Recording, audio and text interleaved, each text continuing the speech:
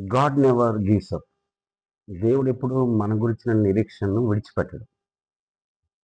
యోసేపుని తన అన్నదమ్ములు ఆ యొక్క గుంతలో పడివేసినప్పటికీ దేవుడు యోసేపుని గురించిన సంకల్పాన్ని ఆపలేదు.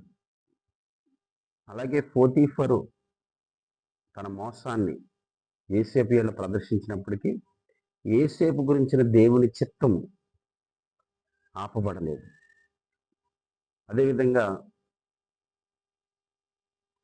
మోషే ఎప్పుడైతే దేవుని చిత్తంలో ఉన్నాడు, దేవుని చిత్తము గురించిన ఉద్దేశము మోషే జీవితంలో ఉంది అని ఉన్నప్పుడు 40 సంవత్సరముల తర్వాత కూడా మోషేని దేవుడు మరలా తిరిగి పిలవడం జరిగింది. పిలవడం మాత్రమే కాదు, ఆ మండుచున్న పొదలో మోషేకు దేవుడు కనబడి నడు నేను ఫరోకు దేవునిగా చేస్తాను అని చెప్పినప్పుడు మోషే ఏమన్నాడంటే, నన్ను కాదు ప్రభు, అహరోను పంపించండి, అహరోను నాకంటే గొప్పగా మాట్లాడతాడు, నేను నత్తివాడను అన్నప్పుడు కూడా దేవుడు మోషే గురించిన ఉద్దేశాన్ని వదిలిపెట్టలేదు. ఆయన యొక్క సంకల్పం మోషే ఎడల తక్కువ కాలేదు. అలాగే దావీదు, సంసోను యొక్క ఎడల దేవుని చిత్తము ఎప్పుడు కూడా ఆపబడలేదు.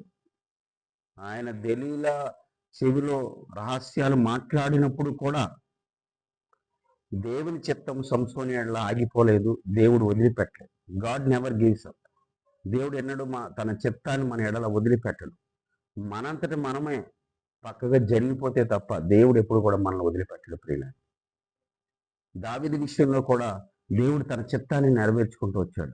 మన జీవితంలో మనకు ఎదురైన సంఘటనలు, మనకు ఎదురైన పరిస్థితులు ఒక్కోసారి మనం నిరాశపరచవచ్చు, మనం దేవుని చిత్తం నుండి బయటకు వెళ్ళిపోయినట్టు అనిపించవచ్చు. కానీ దేవుడు తన చిత్త ప్రకారంగా దాన్ని అందంగా మరల్చుటకు సమర్థుడు. ఎప్పుడు అంటే మనం తిరిగి మరలా దేవుని సన్నిధికి పరిగెత్తుకుని వచ్చినప్పుడు. నయోమి విషయంలో కూడా ఇదే విషయం జరిగింది. దేవుడు తన చిత్తాన్ని మన ఎడల ఏ విధంగానైనా నెరవేర్చగల సమర్థుడు కనుక దేవుని యందు విశ్వాసం ఉంచండి. God never gives up on us. God never gives up on us. So we should not give up. దేవుడు మిమ్మల్ని దీవించుగాక.